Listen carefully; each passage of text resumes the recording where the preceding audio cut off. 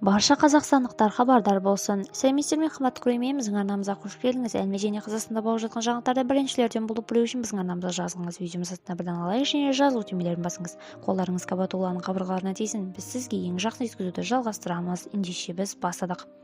Салықтық жеңілдіктерді 20%-ға қалай қысқартуға болады? Ақша саясатын жеңілдету және экономиканың тұрақтылығын қамтамасыз ету арқылы салықтың жеңілдіктерін 20%-ға қысқартуға болады. Бұл туралы Қазақстан Республикасы президенті жанындағы экономикалық саясатты талдау бөлімінің бас сарапшысы Әсел Әбден айтты, деп хабарлайды Бақ.кз тілшісі.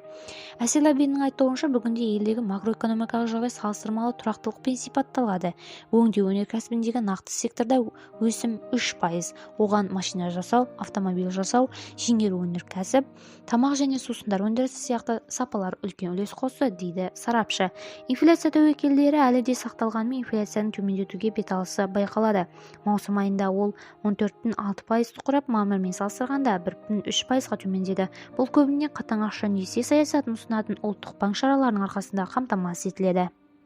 Басқа да жаңалықтарды білгіңіз келсе арнамызға жазылыңыз, қымбатты көрермен. Сау сәлеметте болыңыздар.